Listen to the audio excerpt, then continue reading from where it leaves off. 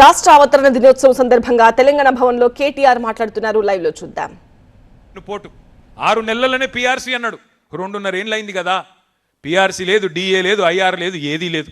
Retired ఉద్యోగులు మరి వారి పరిస్థితి ఇంకా దయనీయంగా ఉంది. నిన్న కేసీఆర్ గారు అడుగుతా ఉన్నారు నన్ను, ఎందుకు రిటైర్డ్ ఉద్యోగులు ఒక్కొక్కరే ఎందుకు పోతున్నారు కోర్టుకు అని అడిగిండు సార్ నన్ను. దేవిప్రసాద్ గారిని అడిగిన నేను, ఏమన్నా మాట్లాడుతున్నారా లేదా పెన్షనర్లతోనంటే, ఏం మాట్లాడాలన్నా, ఇది చెవిటివాడు ముందు శంఖం ఊదినట్టే ఉంది ప్రభుత్వానికి. ఎంత చెప్పినా, ఎన్ని మరణ మృదంగం ఎంత జరుగుతున్నా వీళ్ళలో మాత్రం చలనం లేదని చెప్పి దేవిప్రసాద్ గారు చెప్తా ఉండే.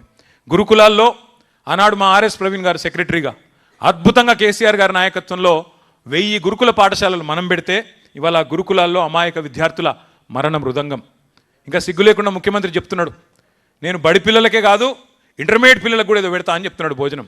ముందు ఆ పిల్లల్ని అయితే బతుకున్న పిల్లల్ని కాపాడు. నువ్వు కొత్తగా ఏదో చేయాల్సిన అవసరం లేదు, ఉన్నవి నిలిపితే చాలు. పట్టపగలే దోపిడీలు, దొంగతనాలు, దొమ్మీలు, అఘాయిత్యాలు. హైదరాబాద్ నడిబొడ్డున ఐఏఎస్ అధికారులు నివసించే ప్రశాసన్ నగర్లో పట్టపగలే హత్యలు. ఇంకా దరిద్రం ఏంటంటే 1-2 కాదు అఘాయిత్యాలు. ఎక్కడికక్కడ చందానగర్లో, హైదరాబాద్లో, కరీంనగర్లో ఉదయం పూట 11 గంటలకు 5 తుపాకులు పట్టుకొని పోయి తుపాకుల కాల్పుల మూతలతో దద్దరిల్లుతున్నది వాళ్ళ తెలంగాణలో. వాళ్ళ తెలంగాణలో శాంతి లేదు, ప్రజలకు భద్రత లేదు. 10 ఏళ్ళు పరుగులు పెట్టిన ఆర్థిక రంగం ఇలా కుదేలైపోయే పరిస్థితి. ఒక్క ఇటుక కూడా పేర్చలేదు రేవంత్ రెడ్డి గారు.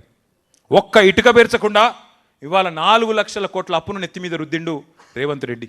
ఒక్క కాలువ దవ్వింది లేదు, ఒక్క చెరువు కట్టింది లేదు, ఒక్క ఇటుక పెట్టింది లేదు, కనీసం పెన్షన్లు ఇచ్చింది లేదు, పోనీ రైతు బంధు వేసింది కూడా లేదు. ఏం చేసినవయ్యా 4 లక్షల కోట్లు అంటే? రైతు బంధు బంద్ అయింది కానీ రాహుల్ బంధు మాత్రం బ్రహ్మాండంగా నడుస్తున్నది ఇవాళ తెలంగాణలో. టింగు టింగుమని రాహుల్ గాంధీ ఖాతా మాత్రం మారుమోగుతున్నది కానీ తెలంగాణ రైతుల ఖాతాల్లో మాత్రం డబ్బులు పడతలేవు. ఇది వాస్తవం. ఇక నేను చెప్పాలంటే చాలా ఉన్నాయి కానీ ఒకటి మాత్రం పక్కా, ఇవాళ తెలంగాణ ముక్త కంఠంతో కోరుతున్నది ఒకటే, కాంగ్రెస్ పోవాలే, కేసీఆర్ తిరిగి రావాలే. అందుకే మిత్రులందరితో కూడా నా ప్రార్థన ఒకటే, మనం అధికారం కోసం కాదు మన పోరాటం. అధికారం యాదృచ్ఛికంగా వస్తే వస్తుంది, రాకపోతే రాదు, దాని గురించి బాధ లేదు. అధికారం కోసం ఇవాళ ఆరాటం ఏమీ లేదు. కానీ తెలంగాణ కష్టపడి సాధించిన తెలంగాణ, పదవీ త్యాగాలతో పాటు ప్రాణత్యాగాలతో సాధించిన తెలంగాణ ఇవాళ భ్రష్టులు పాలిస్తుంటే, ముష్కరుల పాలవుతుంటే, ఆ తెలంగాణ తల్లి నెత్తిన కిరీటాన్ని ఎత్తుకొని పోతుంటే, తెలంగాణ తల్లి నడుముకున్న వడ్డానాన్ని దొంగతనం చేసుకొని పోతుంటే చూస్తా ఊరుకోవడం తెలంగాణలో పుట్టిన ఏ తమ్ముడికి, ఏ చెల్లెకి ఇది మంచిది కాదు. అందుకే అందరం ముక్త కంఠంతో ప్రతిజ్ఞ చేద్దాం, ముక్త కంఠంతో పునరంకితం అవుదాం. దయచేసి ఎవరు కూడా పోవద్దు.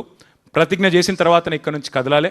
ప్రతిజ్ఞ చేసి పునరంకితం అవుతామని చెప్పి అందరం కూడా డెడికేటెడ్గా ముందుకు పోవాల్సిన అవసరం ఉన్నది. ఇప్పుడు నేను ఆ ప్రతిజ్ఞ చదువుతాను. దయచేసి మీరందరూ కూడా లేచి కుడి చేయి ముందుకు జాపి, కుడి చేయి, మీరు ముందర కూర్చున్న వాళ్ళు కూర్చోండి,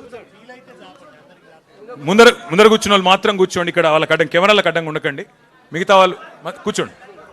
కుడి చేయి ముందుకు జాపి, దయచేసి కుడి చేయి ముందుకు జాపి నేను చదువుతాను. మీరు దయచేసి మీరు కూడా వెంటనే మీరు కూడా చేయాలని చెప్పి ప్రార్థన. సుసంపన్నమైన ప్రకృతి సంపద, మహోజ్వల చరిత్ర కలిగిన ఈ పవిత్ర తెలంగాణ నేలపై జన్మించినందుకు నేను ఎంతో గర్విస్తున్నాను.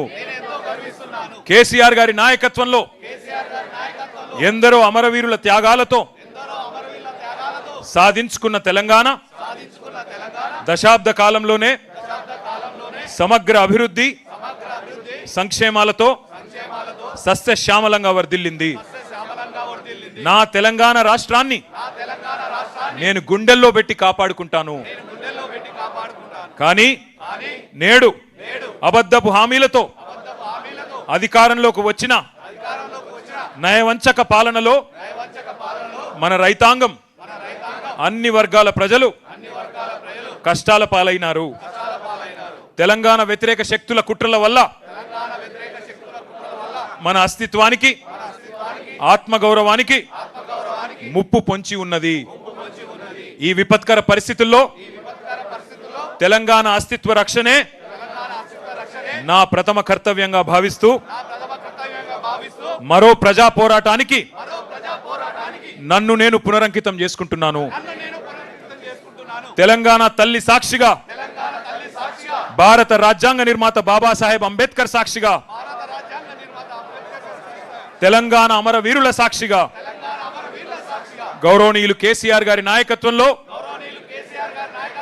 తెలంగాణ వ్యతిరేకుల కుట్రలను ఛేదిద్దాం, మన తెలంగాణను రక్షించుకుందాం అనే నినాదంతో నిరంతరం ఉద్యమిస్తానని మనస వాచ కర్మన ప్రతిజ్ఞ చేస్తున్నాను. జై హింద్, జై తెలంగాణ, జై కేసీఆర్. థ్యాంక్ యూ అందరు మిత్రులందరూ.